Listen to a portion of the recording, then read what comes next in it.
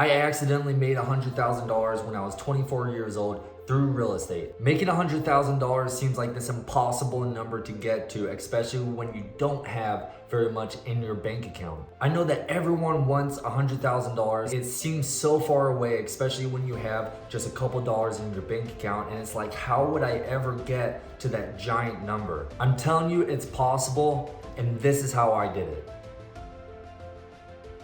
2 months is a short period of time to make that much money, but let me back up and explain how I did it. First, if you're new to the channel, welcome. My name is John and I'm a real estate investor. I've been investing in real estate for about 4 years. I started this real estate journey when I was back in the Army and I had $0 in my bank account. Now my goal is to teach you how I went from zero to grow my real estate portfolio and how I keep on growing it and take you along for that journey. Like, subscribe, hit the notification bell so that it helps the algorithm. It's really gonna help me, and I'm trying to spread this message as best as possible. Also, join the Discord community. Go check the link down below. We're growing that community fast, and I'm gonna be in there daily helping people, answering questions. It's gonna be a way that you can interact with me and I can help you on a daily basis. Before I tell you how I accidentally made $100,000 through one real estate deal, and no, it was not by selling real estate or flipping, I need to tell you why the journey of real estate is so cool. The beautiful thing about real estate is as you take steps, just like any other industry,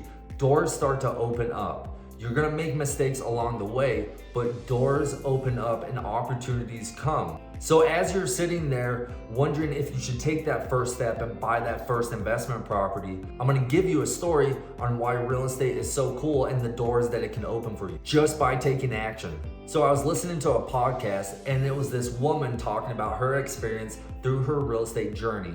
And what happened was she was in a pretty rough area in her state. She bought her first investment property. She saved up just enough money. She used her tax return. She was a single mother and she bought one investment property. A few months go by and the city notices that she's done a good job renovating and renting it out. They reach out to her and ask her if she wants to buy the surrounding lots or the surrounding rentals behind her home. She asks how much, and they actually say, you don't really have to pay anything, we'll give it to you for free.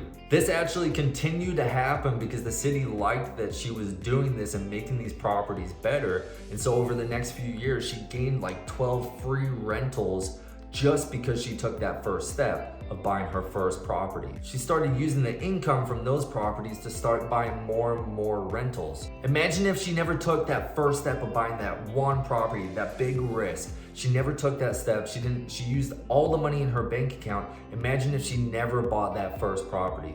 So taking those small and big risks in real estate are what provide you the opportunity and open those doors for you to be able to make $100,000 in 2 months accidentally. And sometimes you can even do it on one deal, just like me, without flipping or selling the property. And actually on this one, I didn't even do a walkthrough, which I don't advise. Me and my wife had saved up just enough to be able to go and say, hey, look, it's time to go put this money to use and buy our next rental. And so I got to searching. I started reaching out to every single wholesaler that I possibly could. I wasn't looking for a killer deal. I just wanted my money out of my bank account and start working for me. Wholesalers are a great resource for investors like myself. They are the ones that go out and put the grind, the hustle to going and finding good deals. They get those deals under contract and then they take the contract and assign it to investors like myself or cash buyers. If you never started in real estate and you don't even know how to, wholesaling is a great opportunity to not use any of your own money, but be able to make connections to investors and also learn strategies to be able to go and find good deals and make money along the way. It's a great entry point to be able to go and make money and learn real estate at the same time. If I had to go back, I'd probably become a wholesaler instead of a long-term investor because I would have learned so much. I would have been able to have money faster and learn how to find good deals. I've seen assignment fees from $150 all the way up to $150,000. on big multifamily deals. If you want me to make a video on how to get your first wholesale deal, put a money bag emoji in the comment section below to let me know that that's something that you want. Also, while you're doing that, click the like button to help the channel grow. So a wholesaler sent me this deal. She had this tiny house under contract and she was ready to sell it to me. That very same day, I drove by the house. I was expecting a super run down piece of junk, but it was actually really nice condition on the outside. I don't advise this at all, but I never stepped foot in the property. I never even went inside the property until maybe 6 months after I actually purchased it. Now, please, please, please do not follow in my footsteps.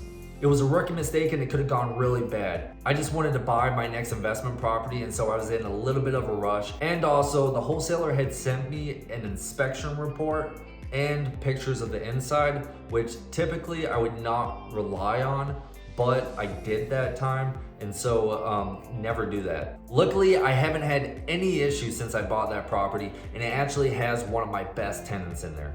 So how much did this property cost? I purchased it for $40,000. And I did purchase this house all cash. The thing is, me and my wife had worked extremely hard to save that money. We never went out, we never did anything really fun, and we were able to save that lump sum over that period of time. When the wire went out, we had $0 left. But the thing is, I didn't want that cash locked up in that house. And so I went and asked some of my investor friends what I should do because I wanted to go buy more investment properties.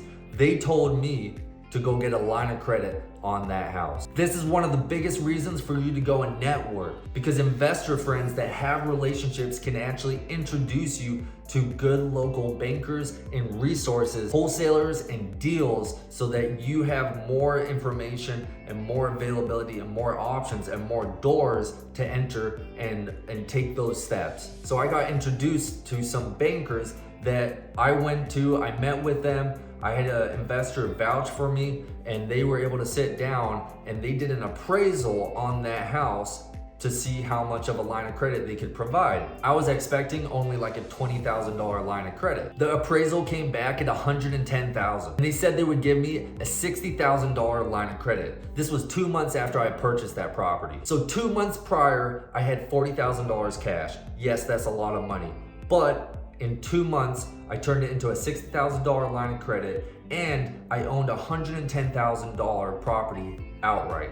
Plus, day one, I started getting rent because it was a turnkey property. This is what I mean when I say this journey of real estate can really open up some wild doors that you're not expecting. Whether it's going and buying a house and then the city gives you 3 homes for free, or buying a house and that house being super undervalued when you bought it, and then all of a sudden it's worth $110,000. As you take steps in real estate, these doors start to open, and then you start building opportunities. That's the reason why you need to go out and actually take action. Speaking of steps, you should go join our Discord community. The link is in the description below. I'm in there interacting and answering questions daily. You can ask tons of questions like what are the 4 steps to go buy your first investment property, or you can just watch this video.